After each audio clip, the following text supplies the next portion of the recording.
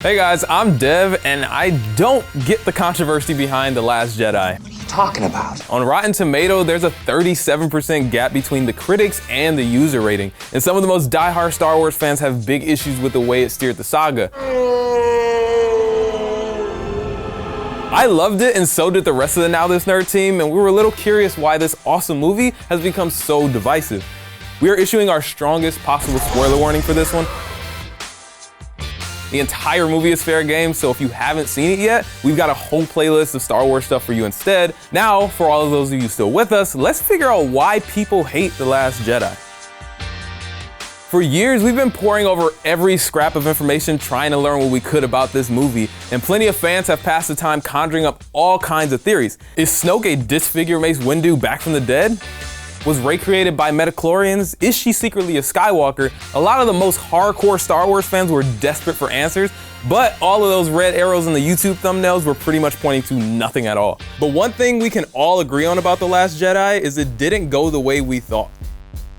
Supreme Leader Snoke just turned out to be some old asshole in a sparkly robe. He pretty much just shows up to die, and we never learn about his rise to power or his connection to the dark side, but does it really matter? I can think of another cackling lunatic we didn't really know anything about.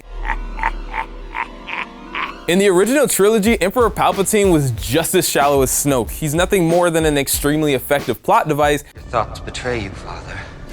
I feel the good in you, the conflict. And we learn all we need to know about him with just a few lines of dialogue and some badass lightning. The prequels show his beginnings as a scheming politician in Naboo. Congratulations on your election, Chancellor. But how much does that really actually add to the throne room showdown in Jedi? As for Rey, her parents turned out to be a couple of space drunks who traded her for booze. She's not part of the grand Skywalker lineage. Thank you. She was just a scavenger on a junk planet before the Force found her, just like the little servant kid from Canto Bight, or a certain whiny farm boy from a shithole called Tatooine. But I was going into Tashi Station to pick up some power converters. The Force isn't some dynasty that only people with the right bloodline can wield. It's the glue between every molecule of the Star Wars galaxy. Life creates it, makes it grow. Its energy surrounds us and binds us. And it belongs to every living being in it. That, I think, is the perfect metaphor for the direction Star Wars is heading. It's not beholden to a small hardcore group, it's for everyone. The Last Jedi has some simple answers to intriguing questions, but it left some people unsatisfied who projected on it the Star Wars movie they wanted to see. Please allow me to finish this because it's gonna seem like a bit of a jump. We see Thanos. If he holds the reality gem, that means he can jump from different realities. This will be our link to the Marvel universe from the Star Wars universe. There were plenty of unanswered mysteries in the original trilogy. General Kenobi, years ago you served my father in the Clone Wars. And for years we had no problem filling in the blanks in our head. We formed our own idealized version of the Star Wars saga, and every new prequel or EU novel that added canon took away from our own. It reminds me of the video game Metal Gear Solid 2: Sons of Liberty. Fans of the first game were dying to get back in Solid Snake's bandana, so imagine their shock when he gets killed off after the tutorial level. Snake! For the vast majority of the game, you play as a whiny blonde noob named Raiden. That's why you changed my code name. But at the time, a lot of fans felt genuinely ripped off. It was the polar opposite of what they hoped for, and people were pissed. But with today's hindsight, MGS2 is considered a postmodern masterpiece. Raiden becomes a crucial part of the series, and the game actually uses subversion to comment on the nature of hype itself. Given the right situation, the right story, anyone can be shaped into Snake. Even rookies can fight like men of experience.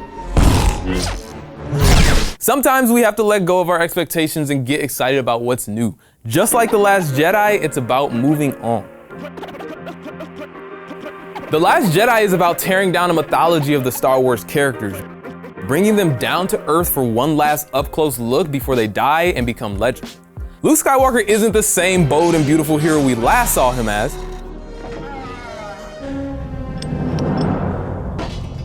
I'll never turn to the dark side. He let his fear get the better of him for just one moment, and as a result, a lot of people are dead.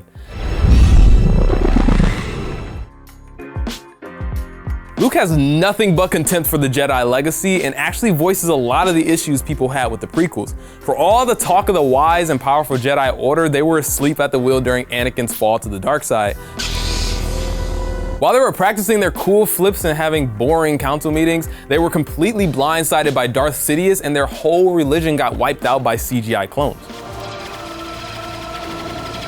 Luke has lost faith in what he believes, but as the excellent Yoda cameo proved, you can't get bogged down with tradition. When Luke finally buries the legend he never was, he finds the power to help his friends in need and once again gives the galaxy a new hope. Roll credits. Again, MGS2 kinda nailed this back in 2001. When you're playing as Raiden, you run into Solid Snake. Been waiting long. Who's impossibly more badass than the player could ever be. You want eternal rest? I've got it right here. Just like Luke, the beloved protagonist of the first game becomes a grizzled mentor, and through Raiden and Rey, we see their past experiences in a very different light. I've seen this raw strength only once before. It didn't scare me enough then. It does now. Both stories are about passing the torch to future generations and trying to leave them a better world before you vanish into the binary sunset. Find something to believe in and find it for yourself. And when you do, pass it on to the future. Believe in what? That's your problem. By the end of The Last Jedi, nearly all of the old cast is gone. Han, Luke, even Admiral Akbar is toast. I guess it's a wrap. So stupid. And sadly, Carrie Fisher passed before we could see what Episode 9 had in store for Leia. In their place, we've got a new cast of genuinely awesome characters who are conveniently played by young, charismatic actors who definitely come a lot cheaper than Harrison Ford. Well, that's the real trick, isn't it? They're absolutely worthy of the Star Wars legacy, and so is The Last Jedi, even though it wasn't perfect. Right off the bat, I kinda have to agree with the haters on Leia's Mary Poppins float. It's no Yondu. I'm Mary Poppins, y'all! And yeah, the execution is kind of ridiculous, but I have no problem with the idea of a force bubble keeping you alive in a vacuum. If a Green Lantern can do it, so can Darth Vader's daughter. I'm also cool with Luke's whole astral projection thing. I mean, it has some pretty great foreshadowing. Did you notice how Kylo and Luke's blades never touch? It's why he did all those cool Matrix moves instead of blocking. His feet don't actually make an impression in the salty ground, and he's using the same lightsaber that just broke in half IRL. I guess what I'm trying to say is Charles Xavier does this shit all the time and I don't hear anyone complaining.